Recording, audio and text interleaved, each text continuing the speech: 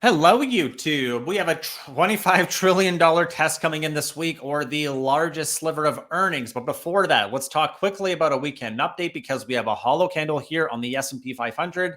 And we know that hollow candles signal the expansion is continuing and lower lows are a warning. So we have 1 out of 5 days currently set. We look to the daily chart here and note that we're just going higher, which is a very big clue. And we can note here that we also are over yesterday's high of the day. So that hollow candle looks pretty good.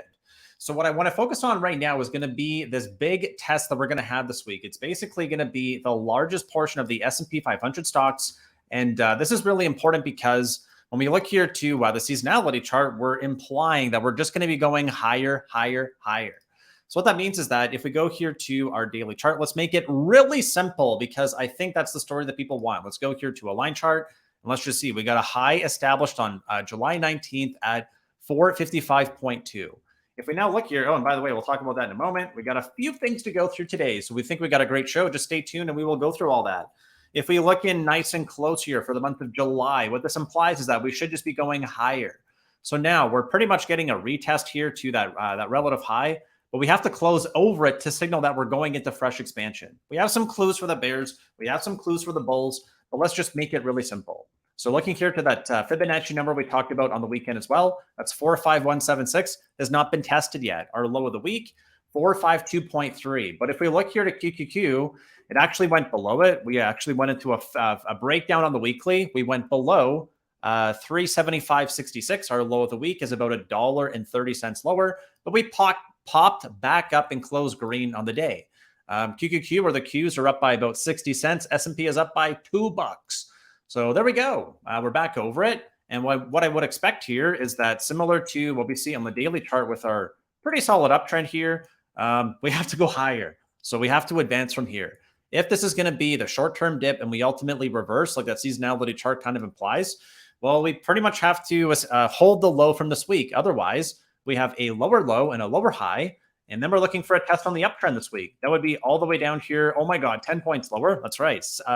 366 or about $10 lower is where I would expect to find support on this next uptrend if we lose this daily one. If you're still watching, I would really appreciate if you could please smash a thumbs up and subscribe to the channel. And today I'm using hollow candles because frankly, that's just what I prefer looking at. I know sometimes it can be a little bit harder to look at on your screen, but drop me a comment and if it's really terrible, because I just personally think that what I should be focusing on is showing you what's important to me. And when we look here at full candles, it's easier to look at on the screen. But if our goal is to understand what is being presented, for me particularly, I try to make sure I'm showing you what's important to me. Sometimes we look at a line chart because line charts just make it easier. But for the most part, we're looking at candlesticks because they give us data. And when I keep talking about hollow candles, like here, it just means are we making progress? Are we advancing higher? And that is so important for me right now because, well, we need to make sure we're making more progress for fear and greed. So if we're expanding in price and we see good volume and we also see the greed ticking higher, hey, gravy train continues. We go to the next station. And by the way, we'll talk about this in a second here.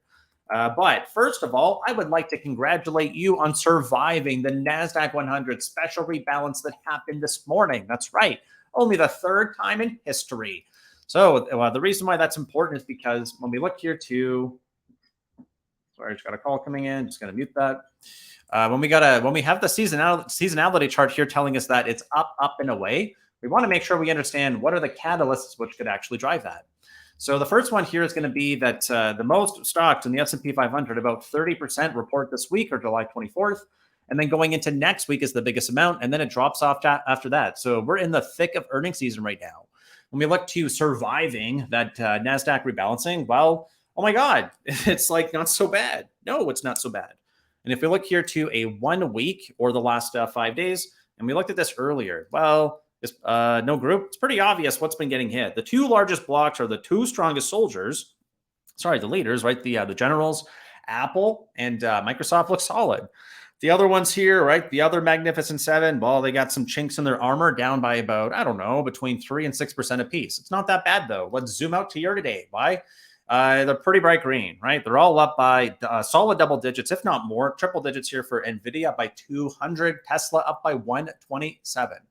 So there's also a cheat code here I can leave you with. The cheat code is that when we look to QQQ, this is the note that I shared with our group this morning. And again, if you want to find out more about that, there's a 14-day free trial if you want to join us. Otherwise, let's just read the note that I shared this morning. So this was shared pretty early.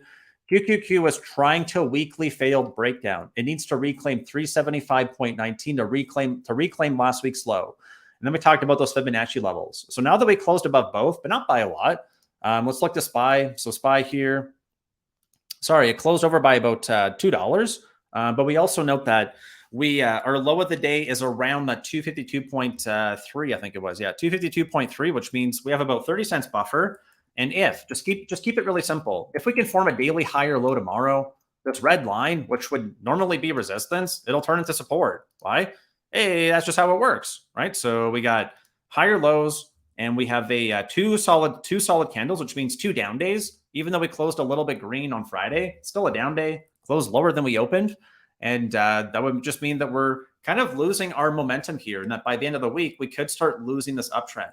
Very similar here on QQQ, where we just get that decision faster. Going sideways just means we're no longer really going up, at least on this angle of ascent. This angle of ascent will be harder to hold because it's more acute, or is just closer to a 90-degree angle, which means straight up, versus this one here, which is more, it's less acute, right? Which just means that it's closer to being flat than it is to being straight up. If that confuses you, it just means we got to go up. We can't afford to go sideways.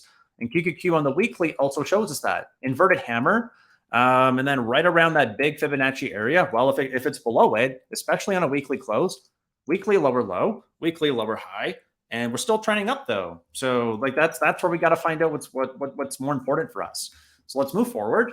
And I would really appreciate if you guys could please drop me a comment and tell me what you're looking at. This is the biggest week for earnings. We got a lot of companies reporting, something for everyone, right? So we're going to leave it there. But what I want to show you is what the expectations are coming in. And then we ask ourselves, are we baking in the best case scenario already? What's happening here? All right. Who is the crew? Is it the beat crew or the miss crew? Microsoft is expected to beat. Okay. Meta is expected to beat. Alphabet is expected to beat. AT&T expecting a beat. Verizon expected to beat. Enphase expecting a beat. Boeing is reported. There's no number here. Okay. Ford expected to beat. Coca-Cola expected to beat. Tilray reporting in line. Whoa, okay, so looks like we're looking for beats. A beat does not mean you're going to go up, but it just means that the expectation is that we're going to go up. Extreme greed would also be a great indicator. I've been talking about 84, 85 as a key number for us to reclaim. Roughly close here. We're 2 points higher than Friday, right? Let's just leave it there. And then we also have a little bit more, I don't know, like hopium coming here from China. China has announced a slew of measures to bolster its economy. Here, that's it, right? There's a headline. Market's up. And then one more thing to look at here as we go to the rest of the week, and especially into the Fed. We know we got the Fed coming in on Wednesday at 2, and then Jerome at 2:30. And then we got GDP, but we also have core PCE. So I saw this on CNBC earlier. I found it particularly interesting. There's some formulas that go into this. So there's a big giant asterisk beside the number, but what it basically means is when we're below zero, it means interest rates are stimulative, which means it's cheaper to borrow than the real cost of interest. And when they're over, it means it's restrictive. So when we talk about, is the Fed restrictive? Are they restrictive enough? Blah, blah, blah. Right? This is what they're talking about. If we're below the red line, below the gray line, it means money's easy, right? Easy money, free money, whatever you want to call it. So since 2000, there's only been one period really where it was money wasn't free. Otherwise, mostly free. It's a matter of how free. And then, whoa, right? Deep discount here. Whoa, okay. And now finally it's getting back above zero. And this is with the current numbers. So we know that we're going to hear from Jerome on Wednesday. We get GDP numbers on Thursday. That'll be interesting, right? Because everyone's saying there's no recession. So it should be confirmed on Thursday. Then we can kick the can further to Q3. But then have a look here, right? Oh, wow. Okay, well, we didn't see this number on the weekend. Now it's in. And here's the estimate. And it's very notable because as of right now, let's just look at the last 6 numbers. So last 5, 4.7, 4.6, 4.6, 0.6, 0.7. So we look at the graph, it's pretty much just flat. So the problem is that I mentioned this quite a few times. CPI is going down, but PCE is not. So here we note that high, lower high, and then pretty much just flat lining here at about 4.5. But now suddenly we're going to downshift to 4.2. So that would mean that this number here would actually tick higher by about 0.3. It's not huge when the next number is 4%. It's 10% of the way there. But we go further into that restrictive territory. Technically restrictive. Is it restrictive enough? Man, who knows now? Let's just see what happens with Jerome. I think the market has pretty much accepted that there's going to be interest rates, another hike coming in this week. The question is what happens after that. So what I'll be paying attention to is just what Jerome has to say at 2:30, because the thing I want to hear from is whether or not he says there's going to be ongoing rate hikes. If he says there's going to be several more, I think he's going to try to be hawkish. I'm just not sure if he wants to like tank the market. So things like several, many, more than like maybe a few, maybe one. Those are the words I want to hear from him. Otherwise, I think we laid out an excellent update for you on the weekend. So you can also go over here and click on that one. And we'll see whether or not this week was easy in hindsight. Thank you for tuning in. I will see you tomorrow.